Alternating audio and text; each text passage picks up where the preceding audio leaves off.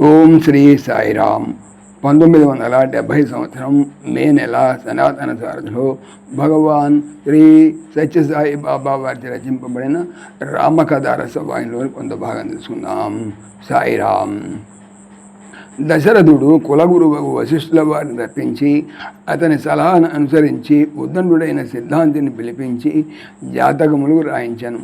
ఉత్తరాయణ వసంత ఋతువు, చైత్రమాస శుక్లపక్ష శుద్ధ నవమి, పునర్వసు నక్షత్ర, సోమవారి సింహలగ్న అభిజిత్ కాలమన లోకమంతయో విశ్రమించు వేళ సమశీతోష్ణ సమయమన కౌశల్యకు కుమారుడు కలిగాను. రెండవది మన చైత్రశుద్ధ దశమి మంగళవారము, పుష్యమి నక్షత్రం, గంధయోగ తైతులాకరణ కైకేయి కుమారుని గణను. మూడవ దినమన అనగా చైత్రశుద్ధ ఏకాదశి బుధవారం, ఆశ్లేష నక్షత్ర వృద్ధియోగ గరకరణమున సుమిత్రాదేవి ఇరువురు కుమారులు ప్రసవించెను. ఈ వివరములు సిద్ధాంతికి తెలిపి వారి జాతక బలమేటితో విచారించి వీరలకు నామకరణము చేయుటకై తగిన ముహూర్తమును కుట్టాను స్థిరపరిచి తెలుపమని దశరథుడు కోరగా 2 నిమిషములు ఆలోచించి తమ యోగ దృష్టితే భవిష్యత్తును తిలకించి కుల వశిష్ఠుల వారు, మహారాజా, నీ కుమారులు సామాన్యులు కాదు, పుట్టిన పిల్లలు నిరుపమానులు. వారులకు అనేక పేర్లు కలవు.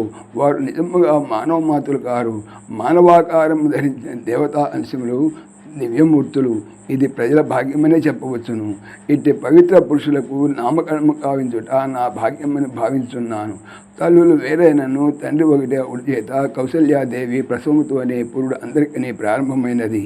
ఈ మధ్యలో వచ్చిన పురుడు అంత పాటించనక్కర్లేదనియు, ప్రథమ పుత్రుని జన్మం అనుసరించి 10వ దినం దాటగానే అనగా 11వ దినమున నామకరణమునకు మంచి సమయమనియు, ఆనాటికి తగిన సన్నాహములు గావింపమని తెలిపి రాజు నమస్కారములను అందుకొని వశిష్ఠుల వారు వెళ్ళిపోయారు. సిద్ధాంతి గారు కూడాను దాన్ని అంగీకరించి నామకరణమునకు తగిన సామగ్రి పట్టిని తయారు చేసి పురోహితుని చేతికిచ్చి రాజు అందించిన కానుకలను అందుకొని ఆనందముతో వెడలిపోయాను. ఆనాటి నుండి దశరథుడు తమ బంధుమిత్రులకు, రాజులకు, సామంత రాజులకు, ఋషులకు, పండితులకు నామకరణ వృత్తాంతమును వారి వారి స్థానమును అనుసరించి పత్రములను పరివారంతోనూ, పండితులతోనూ, బ్రాహ్మణులతోనూ, మంత్రులతోనూ తెలిపి పంపెను. సాయిరామ్. సమస్తలోకాః సుఖినో భవంతు, సమస్తలోకాః సుఖినో భవంతు, సమస్తలోకాః సుఖినో భవంతు. ఓం శాంతి శాంతి శాంతి.